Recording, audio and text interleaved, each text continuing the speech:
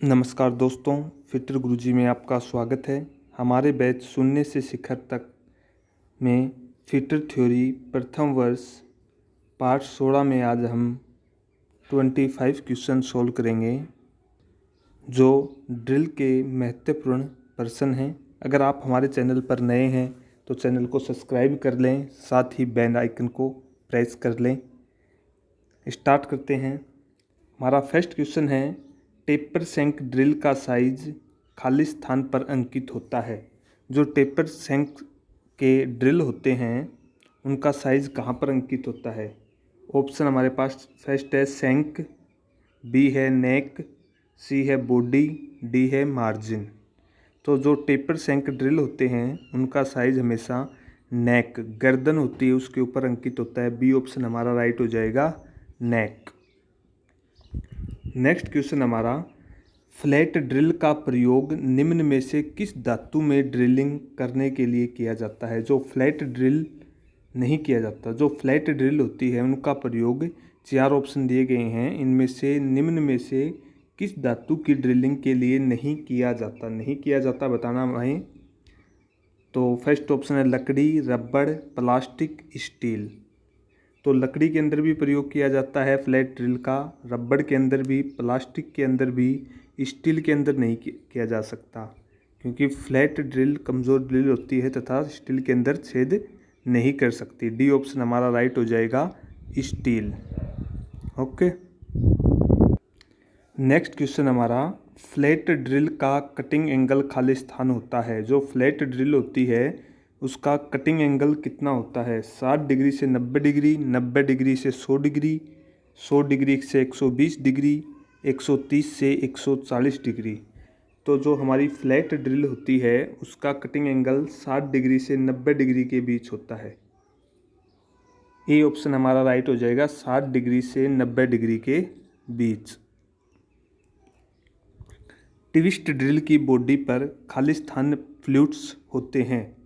जो twist drill होता है उसकी बॉडी पर कितने फ्लूइड्स बने होते हैं? जो नालियाँ होती हैं उन्हें फ्लूइड्स बोला जाता है। इनका काम होता है चिप का प्रभाव करना। जो कटिंग करते हैं इसमें जो चिप्स निकलती हैं वो फ्लूइड्स के माध्यम से निकलती है तथा जो हम ड्रिलिंग के इसमें कूलेंट डालते हैं वो फ्लूइड्स के माध्यम तक से कटिंग पॉइंट तक जाता है। तो हमें ट्विस्ट ड्रिल के अंदर बताना है कि कितने फ्लूइड्स होते हैं, 2 फ्लूइड्स, 3, 4 या 6। तो जो हमारी ट्विस्ट ड्रिल होती हैं उसके अंदर फ्लूइड्स की संख्या 2 होती है। ए ऑप्शन हमारा राइट हो जाएगा, 2 फ्लूइड्स। नेक्स्ट क्वेश्चन हमारा, ड्रिल की कटिंग स्पीड निम्न में से किस धातु की ड्रिलिंग के लिए उच्चतम रखी जाती है? जो ड्रिल होती है उसकी कटिंग स्पीड को हम किस धातु की ड्रिलिंग के समय उच्चतम रखेंगे या अधिकतम रखेंगे, सबसे ज़्यादा रख सकते हैं? ऑप्शन हमारे पास aluminium, alloy steel, copper, bronze. तो जो हमारी एल्युमिनियम है, मुलायम धातु एल्युमिनियम, सॉफ्ट धातु है, अगर हम इसकी कटिंग कर रहे हैं तो यहाँ पर हम ड्रिल की कटिंग स्पीड को उच्चतम रख सकते हैं। ए ऑप्शन हमारा राइट हो जाएगा, एल्युमिनियम। नेक्स्ट है, सबसे कम कटिंग स्पीड निम्न में से किस धातु के लिए रखी जाती है?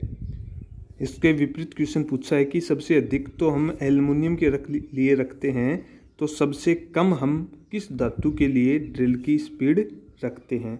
Alloy steel, mild steel, forged steel, cast steel. तो सबसे कम हम अलॉय स्टील के लिए रखेंगे। ए ऑप्शन हमारा राइट हो जाएगा, अलॉय स्टील। नेक्स्ट क्वेश्चन हमारा, यदि ड्रिल का व्यास मिलीमीटर mm में दिया हो तो कटिंग स्पीड का सूत्र क्या होगा? अगर हमारे जो ड्रिल है उसका व्यास mm में दिया है तो कटिंग स्पीड का सूत्र क्या होगा? अगर हमें कटिंग स्पीड प्राप्त करनी है तो कौन से सूत्र का प्रयोग करेंगे? तो हम वहाँ पर प्रयोग करते हैं πdn/1000। ये हमारा मीटर प्रति मिनट हो जाएगा। ओके। तो ऑप्शन में देखते हैं πdn, एन की हमारा आरपीएम होता है, एन को आरपीएम भी बोला जाता है, तो πd गुणा rpm/1000। ए ऑप्शन हमारा राइट हो जाएगा, π/d गुणा rpm/1000 मीटर प्रति मिनट। ये हमारा कटिंग स्पीड का सूत्र है। नेक्स्ट क्वेश्चन हमारा, निम्न में से चक्कर प्रति मिनट ज्ञात करने का सूत्र है। अगर हमें चक्कर प्रति मिनट ज्ञात करना हो, आरपीएम ज्ञात करना हो, तो वहाँ पर हम कौन सा सूत्र यूज करेंगे? आरपीएम के लिए हम कटिंग स्पीड गुणा 1000 बटा पाई गुणा डी मीटर प्रति मिनट, बी ऑप्शन हमारा राइट हो जाएगा। आरपीएम निकालने के लिए हम कटिंग स्पीड गुणा 1000 बटा पाई गुणा डी इक्वल टू मीटर प्रति मिनट के द्वारा हम आरपीएम निकाल सकते हैं। नेक्स्ट क्वेश्चन हमारा, ड्रिल एक चक्कर में जॉब के अंदर जितना प्रवेश करता है उसे कहते हैं। जब कोई एक घूमता हुआ ड्रिल एक चक्कर के अंदर, वेरी मोस्ट क्वेश्चन है भाई, जब एक घूमता हुआ ड्रिल एक चक्कर काटता है तो जो ड्रिल के अंदर धातु के अंदर प्रवेश करता है वह क्या कहलाती है? स्पीड कहलाती है, कटिंग स्पीड कहलाती है, चक्कर प्रति मिनट कहलाती है या फीड कहलाती है?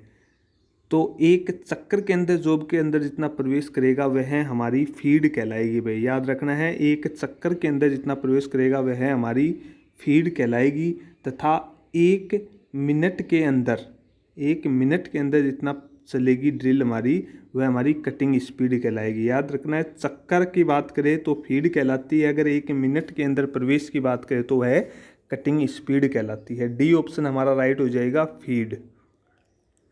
नेक्स्ट क्वेश्चन हमारा, कम व्यास के ड्रिल के लिए कटिंग स्पीड रखी जाती है। जिन ड्रिल का व्यास कम होता है वहाँ पर हम कटिंग स्पीड को कैसा रखते हैं? कम रखते हैं, मीडियम रखते हैं, अधिक रखते हैं, अत्यधिक रखते हैं।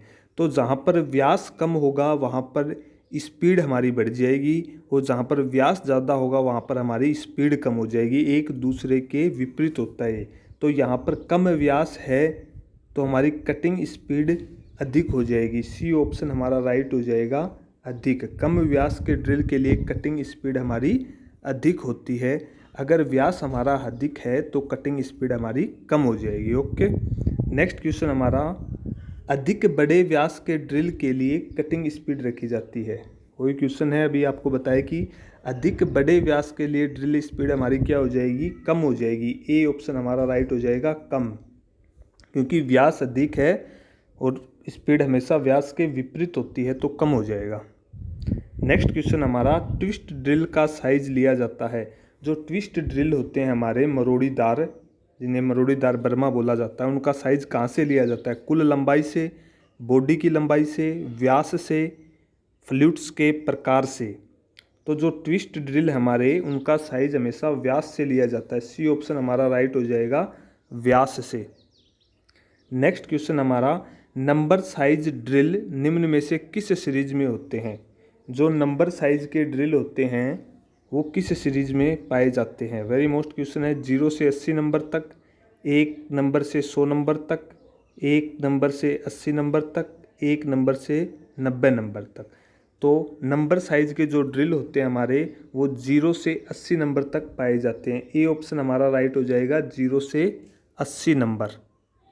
नेक्स्ट क्वेश्चन हमारा, लेटर साइज ड्रिल निम्न में से किस सीरीज में होते हैं? जैसे नंबर साइज ड्रिल होते हैं वैसे ही लेटर साइज भी ड्रिल होते हैं, मीट्रिक साइज में होते हैं, फ्रैक्शन साइज में होते हैं।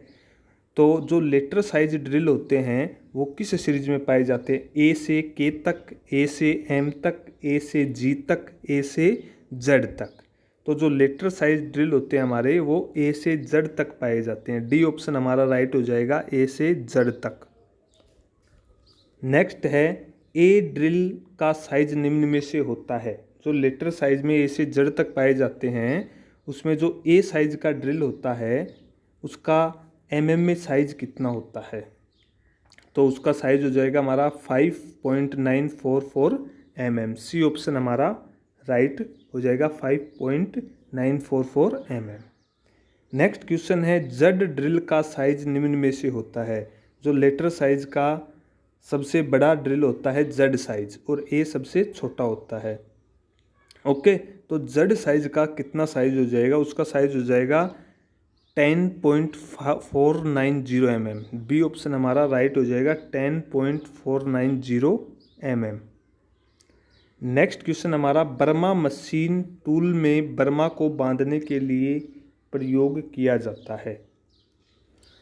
जो बर्मा मशीन है, ड्रिल मशीन में टूल होता है बर्मा ड्रिल, उसको बांधने के लिए हम किसका प्रयोग करते हैं? बर्मा चक्र का, बर्मा सॉकेट का, बर्मा स्लीव का, उपरोक्त सभी।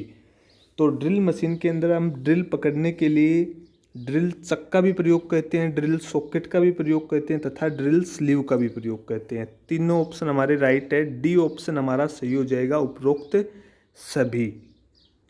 ओके, जो हमारे पैरेलल सेंक ड्रिल होते हैं वो बर्मा चक्कर में पकड़े जाते हैं ड्रिल चक के अंदर। इसके अलावा जो टेपर सेंक ड्रिल होते हैं वो बर्मा स्लीव तथा बर्मा सॉकेट में पकड़े जाते हैं। ओके, नेक्स्ट क्वेश्चन है हमारा, बेलनाकार वृक्क पीस के ठीक केंद्र के समकोण पर ड्रिलिंग करने के लिए किस साधन का प्रयोग उचित होना चाहिए? अगर एक बेलनाकार वृक्क पीस के ठीक केंद्र में समकोण पर हमें ड्रिलिंग करनी है तो उसके लिए किस साधन का प्रयोग उचित होगा? ड्रिल वाइस का, फिक्सर का, व्यास जिंग का, सी क्लैंप का। तो बेलनाकार वृक्क पीस के ठीक केंद्र में छेद करना है तो हम व्यास जिंग का प्रयोग करेंगे। सी ऑप्शन हमारा राइट हो जाएगा, व्यास जिंग। नेक्स्ट क्वेश्चन हमारा, हैंड ड्रिल मशीन की अधिकतम कार्य क्षमता होती है। जो हैंड ड्रिल होती है पोर्टेबल ड्रिल, उसकी अधिकतम कार्य क्षमता कितनी होती है? कितने mm तक के ड्रिल को पकड़ सकता है वो? 4 mm, 6 mm, 10 mm, 15 mm। तो हैंड ड्रिल की कार्य क्षमता होती है 6 mm। बी ऑप्शन हमारा राइट हो जाएगा, 6 mm। आगे बढ़ते हैं, हमारा नेक्स्ट क्वेश्चन है, रेचेट बेस ड्रिलिंग मशीन पर किस प्रकार के ड्रिल पकड़े जाते हैं? जो रेचेट बेस ड्रिल मशीन होती है उनके ऊपर हम कौन से ड्रिल पकड़ते हैं? स्ट्रेट सेंक ड्रिल, टेपर सेंक ड्रिल, रेचेट सेंक ड्रिल, कोर ड्रिल। तो जो रेचेट सेंक ड्रिल होते हैं मशीन होती है उसके ऊपर रेचेट सेंक ड्रिल पकड़े जाते हैं। सी ऑप्शन हमारा राइट हो जाएगा। नेक्स्ट क्वेश्चन हमारा, ड्रिल चक में अधिकतम किस साइज तक के ड्रिल बांधे जा सकते हैं? जो ड्रिल चक होता है जिसके अंदर हम पैरेलल सेंक ड्रिल पकड़ते हैं उसके अंदर हम अधिकतम किस साइज के ड्रिल को बांध सकते हैं? वेरी मोस्ट क्वेश्चन है भाई। ऑप्शन हमारे पास 6 mm, बी है 12.7 mm, सी है 20 mm, डी है 60 mm। तो ड्रिल चक के द्वारा हम 12.7 mm तक के ड्रिल को पकड़ सकते हैं। ओके, बी ऑप्शन हमारा राइट हो जाएगा, 12.7 mm। अगर इससे बड़े पकड़ने हम तो स्लीव तथा सॉकेट का प्रयोग करेंगे जो टेपर सेंक ड्रिल होते हैं 12.7 mm से ऊपर। नेक्स्ट क्वेश्चन हमारा, ड्रिल मशीन पर लगी कोण पुल्ली की धातु होती है। जो ड्रिल मशीन होती है उसके ऊपर कोण पुल्ली लगी हुई होती है उसकी धातु कौन सी होती है? Mild steel, high carbon steel, grey cast iron, D है उपरोक्त सभी। तो जो हमारी ड्रिल मशीन पर कोण पुल्ली लगी होती है उसकी धातु होती है grey cast iron. C option हमारा राइट हो जाएगा, ग्रे कास्ट आयरन।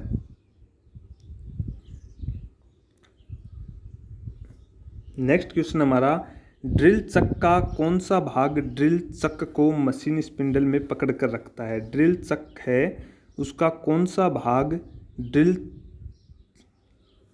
गलत है, मिसप्रिंट है क्वेश्चन में। ड्रिल का कौन सा भाग होगा? ड्रिल चक का नहीं होगा। ड्रिल का कौन सा भाग ड्रिल चक को मशीन के स्पिंडल में पकड़ कर रखता है? Shank, tank, arbor, nut bolt. तो जो टैग का भाग होता है ड्रिल का वो ड्रिल को ड्रिल चक के अंदर पकड़ के रखता है। बी ऑप्शन हमारा राइट हो जाएगा, टैग। नेक्स्ट क्वेश्चन है, ड्रिल स्लीव निम्न में से किस धातु की बनी होती है? जो ड्रिल की स्लीव होती है वह निम्न में से कौन सी धातु की बनी होती है? उच्च कार्बन इस्पात की, मध्यम कार्बन इस्पात की, निम्न कार्बन इस्पात की, इनमें से कोई नहीं। तो जो हमारी ड्रिल स्लीव होती है वह निम्न कार्बन इस्पात की बनी होती है। सी ऑप्शन हमारा राइट हो जाएगा, निम्न कार्बन इस्पात। नेक्स्ट क्वेश्चन है, ड्रिल सॉकेट निम्न में से किस धातु का बना होता है? जो हमारा ड्रिल सॉकेट होता है जिसके अंदर हम टेपर सेंक ड्रिल को पकड़ते हैं वह कौन सी धातु का बना होता है? उच्च कार्बन इस्पात, मध्यम कार्बन इस्पात, निम्न कार्बन इस्पात, पिटवा लोहा। तो ड्रिल सॉकेट निम्न कार्बन इस्पात का बना होता है। सी ऑप्शन हमारा राइट हो जाएगा, निम्न कार्बन इस्पात। नेक्स्ट क्वेश्चन हमारा, निम्न में से किस माध्यम द्वारा सीधे सेंक वाले ड्रिलों को स्पिंडल में बांधा जाता है? वह कौन सा माध्यम है जिसके द्वारा हम सीधे सेंक के ड्रिल को मशीन के स्पिंडल में बांध सकते हैं? कोलेट चक, ड्रिल मशीन, ड्रिल सॉकेट, सीधे मशीन स्पिंडल में। तो सीधे सेंक के ड्रिल को ड्रिल स्पिंडल में बांधने के लिए हम कोलेट चक का प्रयोग करते हैं। ए ऑप्शन हमारा राइट हो जाएगा, कोलेट चक। नेक्स्ट क्वेश्चन हमारा, मार्किंग के समय गोल रोड को पकड़ने के लिए एक होल्डिंग डिवाइस है। जब हम मार्किंग करते हैं तो उस समय गोल रोड को पकड़ने के लिए एक होल्डिंग डिवाइस है। Machine vice, V block, tool maker clamps, V clamps. तो मार्किंग के समय गोल रोड को पकड़ने के लिए वी ब्लॉक का प्रयोग किया जाता है। हमारा बी ऑप्शन राइट हो जाएगा, वी ब्लॉक। नेक्स्ट क्वेश्चन हमारा, टेप द्वारा चूड़ी काटने के लिए ड्रिल होल किया जाता है। जब हम एक टेप के द्वारा चूड़ी काटते हैं तो वहाँ पर ड्रिल होल कितना करते हैं? टेप के कोर डायमीटर के बराबर, टेप के रूट डायमीटर के बराबर, टेप के साइज के बराबर, डी उपरोक्त में से कोई नहीं। तो टेप द्वारा चूड़ी काटते समय जो ड्रिल होल किया जाता है उससे पहले, टेपिंग से पहले, वो हमारे टेप के कोर डायमीटर के बराबर होता है। ए ऑप्शन हमारा राइट हो जाएगा, टेप के कोर डायमीटर के बराबर। अगर यह छोटा होगा टेप के कोर डायमीटर से हमारा ड्रिल होल, तो जो हमारे टेप के टूटने का कारण हो सकता है, टेप वहाँ पर टूट सकता है। अगर यह बड़ा हो जाएगा तो हमारी जो चूड़ी बनाते हैं हम टेपिंग के समय, उसकी क्रेस्ट पूर्ण रूप से नहीं बनेगी। ये भी दोनों क्वेश्चन याद रखने हैं। नेक्स्ट क्वेश्चन हमारा, यदि टेपिंग के लिए टेप के कोर व्यास के बराबर ड्रिल होल न होकर कुछ कम व्यास का हो तो क्या प्रभाव पड़ेगा? वही क्वेश्चन है जो अभी आपको बताया कि एक टेपिंग के लिए हमने होल बनाया था, उसका साइज टेप के कोर व्यास के बराबर न होकर उससे थोड़ा कम है, टेप के कोर व्यास से कम है, तो क्या प्रभाव पड़ेगा? चूड़ी की पूरी गहराई नहीं बनेगी, टेप टूट जाएगा, चूड़ी में फिनिशिंग नहीं आएगी, उपरोक्त में से सभी। तो उसमें क्या होगा, अगर छोटा है होल हमारा टेप के कोर डायमीटर से तो वहाँ पर टेप टूट जाएगा। बी ऑप्शन हमारा राइट हो जाएगा, टेप टूट जाएगा। नेक्स्ट क्वेश्चन है, यदि टेपिंग के लिए टेप के बोर व्यास से ड्रिल होल का साइज अधिक हो तो टेपिंग करते समय क्या प्रभाव पड़ेगा? यहाँ पर पूछा है कि टेपिंग के समय अगर टेप के कोर डायमीटर से जो ड्रिल होल है वो बड़ा है तो क्या प्रभाव पड़ेगा? कम था तो बता दिया कि टेप टूट जाएगा, अगर बड़ा है तो क्या होगा? चूड़ी की पूरी गहराई नहीं बनेगी, टेप टूट जाएगा, चूड़ी में फिनिशिंग नहीं आएगी, उपरोक्त में से कोई नहीं। तो वहाँ पर क्या होगा, चूड़ी की पूरी गहराई नहीं बनेगी। ए ऑप्शन हमारा राइट हो जाएगा, चूड़ी की पूरी गहराई नहीं बनेगी, मतलब उसका क्रेस्ट नहीं बनेगा। Okay, next. इस प्रकार हमारे 25 क्वेश्चन पूरे होते हैं। आशा करता हूँ आपको वीडियो पसंद आई होगी। धन्यवाद।